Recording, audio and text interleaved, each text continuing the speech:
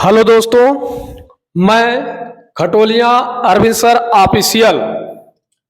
आज मैं आपको शिवालिक हिमालय के बारे में बताऊंगा। शिवालिक हिमालय को हम किस नाम से जानते हैं। सबसे पहले हम आपको बता दें कि शिवालिक हिमालय को निम्न हिमालय के नाम से भी जाना जाता है और इसे उपनाम भी दिया जाता है। आप ध्यान में ये रखिए कि उप हिमालय किसे कहा जाता है, तो आपका आंसर क्या आएगा? शिवालिक हिमालय। शिवालिक हिमालय को हम उप हिमालय के नाम से जानते हैं। आइए सबसे पहले हम जान लेते हैं कि इस शिवालिक हिमालय का विस्तार कहां से लेकर कहां तक है। शिवालिक हिमालय का विस्तार कहां से लेकर कहां तक है, तो सबसे पहले हम आपको बता दें, आप ये जो देख रहे एरिया, ये एरिया है सिक्किम का। यानी सिक्किम से लेकर जो पाकिस्तान में एक बेसिन मिलती है जिसका नाम है पोटवार बेसिन, यानी सिक्किम से लेकर पोटवार बेसिन तक शिवालिक हिमालय का विस्तार है। पोटवार बेसिन स्थित कहां पे है? पोटवार बेसिन पाकिस्तान में स्थित है। कहां स्थित है? पाकिस्तान में स्थित है। पोटवार बेसिन से लेकर सिक्किम तक किस हिमालय का विस्तार है? पोटवार बेसिन का विस्तार है। अगर हम नदी की बात कर ले कि किस नदी से लेकर किस नदी तक फैला हुआ है और कितने किलोमीटर में फैला हुआ है, तो सिंधु नदी से लेकर ब्रह्मपुत्र नदी तक 2400 किलोमीटर की लंबाई में फैला हुआ है। जो शिवालिक हिमालय है वो सिंधु नदी से लेकर ब्रह्मपुत्र नदी तक 2400 किलोमीटर की लंबाई में फैला हुआ है। अब हम बात यह कर लेते हैं कि इस शिवालिक हिमालय का विस्तार किस समय हुआ। तो शिवालिक हिमालय का जो विकास है वो हुआ है प्लायोसीन काल में। किस काल में हुआ है?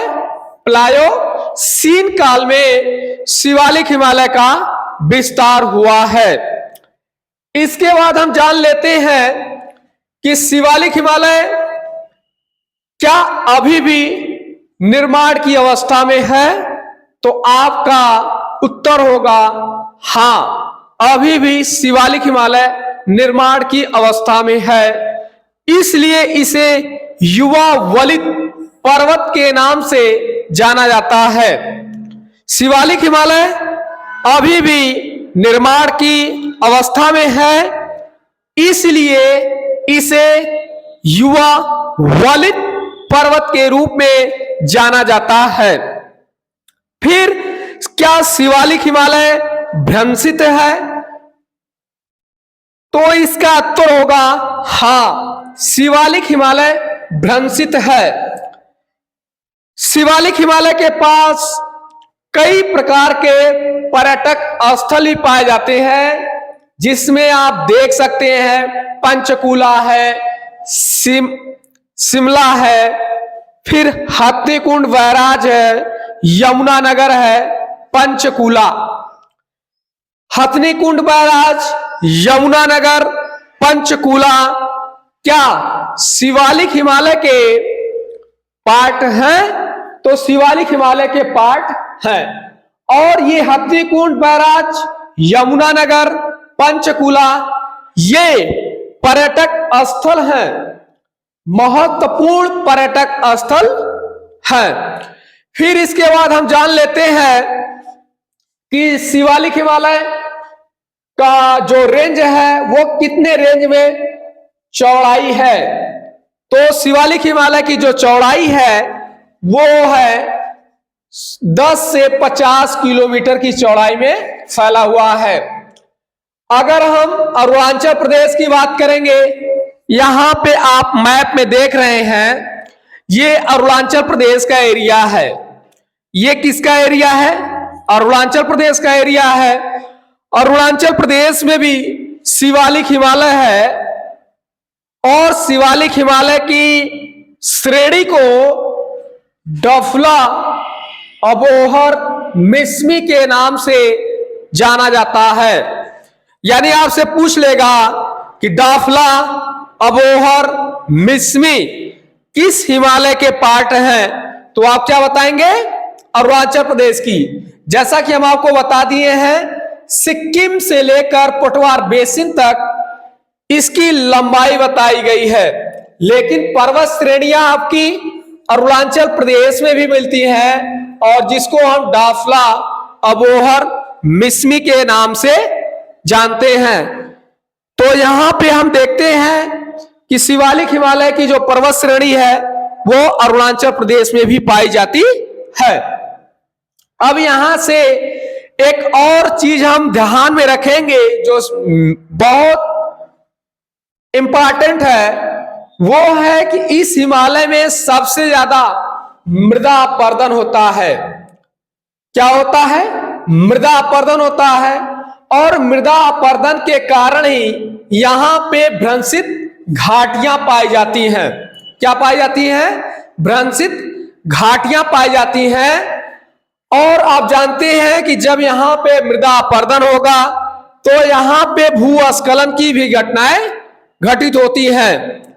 अब आपको हम बता दें भूस्खलन क्या है। आपके अंदर एक क्वेश्चन आ रहा होगा कि भूस्खलन क्या है, तो ध्यान दीजिएगा। भूस्खलन तभी होता है जब नीचे की चट्टानें जो है नरम पड़ जाती हैं।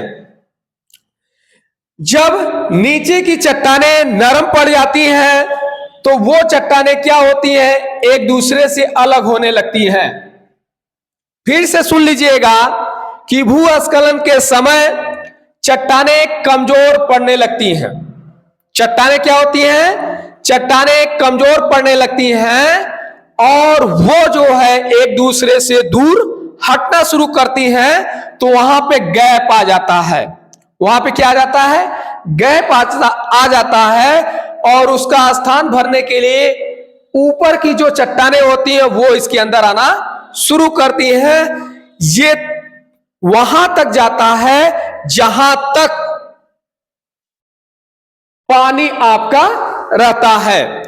तो भूस्खलन की घटनाएं तभी घटित होती हैं जब चट्टानें नरम पड़ती हैं। यानी आप कह सकते हैं जो पहाड़ी इलाका है वहां पे भूस्खलन की घटनाएं सबसे ज्यादा घटित होती हैं।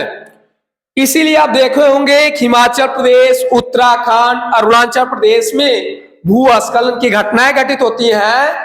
और हमने आपको बता दिया कि सबसे ज्यादा अगर भूस्खलन की घटनाएं घटित होती हैं तो वो शिवालिक हिमालय में घटित होती हैं। आपसे पूछ लिया जाए कि बताइए किस हिमालय में भूस्खलन की घटनाएं सबसे ज्यादा घटित होती हैं, तो आप क्या बताएंगे? शिवालिक हिमालय। क्या आंसर देंगे? शिवालिक हिमालय। यही शिवालिक हिमालय है जहां भूस्खलन की घटनाएं सबसे ज्यादा घटित होती हैं। अब इसके बाद आप ये देखेंगे यहां पर भी आकार की घाटियां भी मिलती हैं। किस प्रकार की घाटियां मिलती हैं? भी आकार की घाटियां मिलती हैं। तो यहां से हमने आपको शिवालिक हिमालय के बारे में बता दिया। अब आपको अगर इससे कोई भी क्वेश्चन मिलता है तो आप उसको हल करिए। नहीं हल कर पा रहे हैं शिवालिक हिमालय से क्वेश्चन, तो आप उसको कमेंट करिए। कमेंट करेंगे तो क्वेश्चन जरूर बताया जाएगा, क्योंकि जो चीजें बता दिया गया है उन चीजों को आप पढ़िए और उनका एक बेहतर तरीके से नोट्स भी बनाइए। आज के लिए इतना ही, कल फिर लेंगे क्लास। धन्यवाद।